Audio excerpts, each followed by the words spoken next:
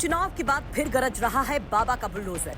चुनाव खत्म और बुलडोजर एक्शन जारी। फिर से एक्शन हुआ है प्रयागराज में। मानो बाबा ने खा ली कसम कि नहीं छोड़ेंगे अतीक अशरफ का नामो निशान तक। जी, अतीक अशरफ तो नहीं रहे, लेकिन एक्शन जारी है। एक बार फिर से अतीक के इलाके में गरजा बाबा का बुलडोजर तो मच गई भयंकर तबाही और ढहा दिया गया आलीशान बंगला।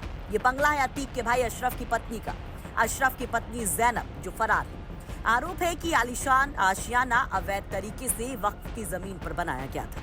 सलाहपुर में अशरफ ने बड़े ही अरमानों से ये अपनी बेगम जैनब के लिए बनवाया था, लेकिन गलत तरीके से खड़ी की गई यह मोहब्बत की इमारत ज्यादा दिन टिकती कहाँ। तो वही हुआ जो होना था। पहुंच गया पीडीए अपने पूरे लाव लश्कर के साथ और कर दिया सब कुछ धूल धूसर। कितने की वैसे बनी थी क्या? सर, ये जिशान फातिमा के नाम से ये बिल्डिंग बनाई गई थी। नोटिस किया गया था। ये वक्फ की जमीन पर वक्फ की जमीन पर निर्माण था।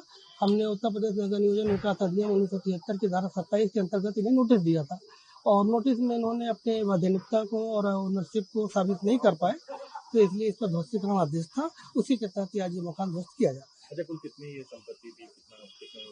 ये संपत्ति लगभग 30 बाई 70 के माप में है और G+2 का निर्माण अभी हो ही रहा है। निर्माण तो अभी चल रहा है, क्योंकि बीच में सील कर दिया गया था तो निर्माण रुक गया।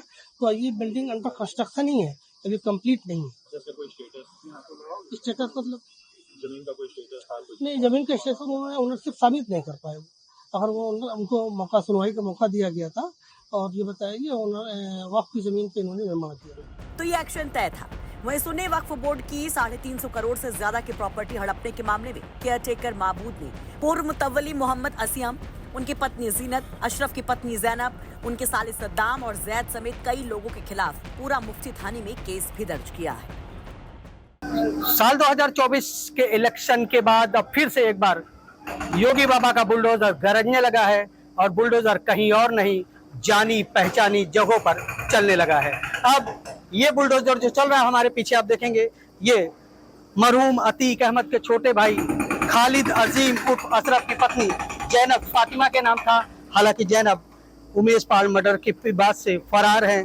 परिवार के आधे ज्यादा लोग फरार हैं, उसमें शाइस्ता परवीन भी है। लेकिन इस मकान पर जो कि जैनब फातिमा के नाम पर है, इस पर आज बुलडोजर चलाया जा रहा है। ऐसा बताया जा रहा है कि ये वक्फ बोर्ड की जमीन पर कब्जा कर बनाया गया है और इसी मकान की चर्चा बहुत खास थी।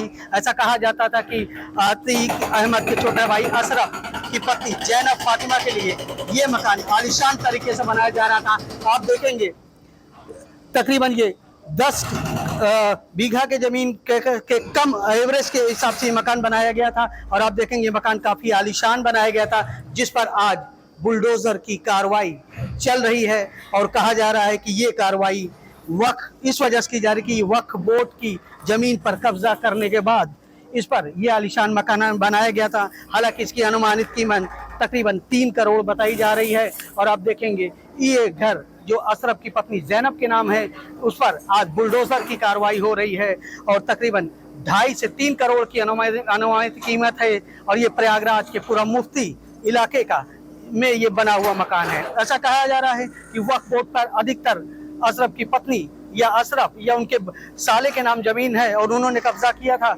उसी वक्फ बोर्ड की जमीन पर यह भी मकान बनाया गया है, जिस पर आज बुलडोजर की कार्रवाई हो रही थी। इस बुलडोजर की कार्रवाई में पीडीए और पुलिस के प्रशासन के अधिकारी लोग भी भारी संख्या में मौजूद है।